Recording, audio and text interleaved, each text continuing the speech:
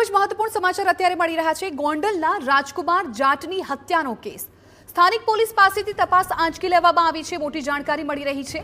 સમગ્ર મામલાની તપાસ સુરેન્દ્રનગર એસપીને સોંપવામાં આવી છે।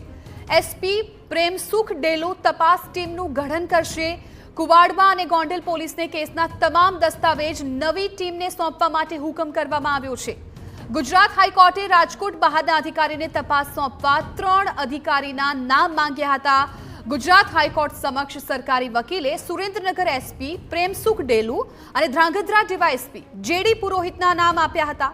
ધ્રાંગધ્રાના ડીવાયએસપી કેસમાં સ્ટેટમેન્ટ કરશે રેકોર્ડ। તપાસનો પ્રથમ રિપોર્ટ 10 ડિસેમ્બરના કોર્ટ સમક્ષ રજૂ કરવામાં આવશે।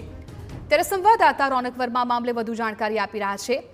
રોનક, ગોંડલના રાજકુમાર જાટની હત્યાનો કેસ કે જે ખૂબ ચર્ચિત છે અને હવે સમાચાર મળી રહ્યા છે કે સ્થાનિક પોલીસથી આ કેસ છે એ આંચકી લેવામાં આવ્યો છે અને હવે સુરેન્દ્રનગરના એસપીને તપાસ સોંપાઈ છે।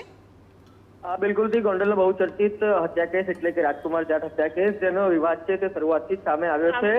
સ્થાનિક લોકોની સાથે સાથે પરિવારજનો દ્વારા જે મોત થયું હતું તેને લઈને અનેક સવાલો છે તે ઉભા થયા હતા। આ સમગ્ર કેસમાં પરિવારજનો દ્વારા આ સમગ્ર કેસની માંગણી છે તેની તપાસ છે તે સીબીઆઈ દ્વારા થાય તેની તપાસ છે તે પ્રકારની માંગણી છે તે કરવામાં આવી હતી અને ગુજરાત હાઈકોર્ટમાં અરજી છે તે કરવામાં આવી હતી। આ અરજીમાં જે તબક્કાવાર જે સુનાવણી હાથ ધરાઈ તેમાં ગુજરાત હાઈકોર્ટ દ્વારા પણ કડક વલણ છે તે દાખવવામાં આવ્યું હતું। અગાઉ કોર્ટે સરકાર પાસે 3 જેટલા અધિકારીઓના નામ માંગ્યા હતા કે જેઓ રાજકોટ સાથે સીધી રીતે સંકળાયેલા ન હોય। તેમાં આજે રાજ્ય સરકાર દ્વારા જ્યારે નામ આપવામાં આવ્યા ત્યારે ગુજરાત હાઈકોર્ટ દ્વારા સમગ્ર કેસની તપાસ છે તે સ્થાનિક પોલીસ પાસેથી આંચકી લેવાઈને સુરેન્દ્રનગર એસપીને કરવા માટે કહ્યું છે અને જે ચોક્કસ દિવસો છે તે નક્કી કરવામાં આવ્યા છે, જેમાં યોગ્ય સ્ટેટમેન્ટ રેકોર્ડ થશે અને જેટલી પણ પ્રાથમિક વિગતો છે તેને લઈને એક રિપોર્ટ છે તે તૈયાર કરવામાં આવશે। મહત્વનું છે કે હવે ગુજરાત હાઈકોર્ટે જે સ્થાનિક તપાસ થઈ તેમાં ફોરેન્સિક રિપોર્ટથી લઈને અનેક જે તપાસ થઈ હતી તેને લઈને સવાલ છે તે ઉભા કર્યા હતા, પરંતુ આ તમામ વિવાદો વચ્ચે હવે જે તપાસ છે તે સ્થાનિક પોલીસ પાસેથી આંચકી લઈને અને સુરેન્દ્રનગર એસપીને સોંપવામાં આવી છે।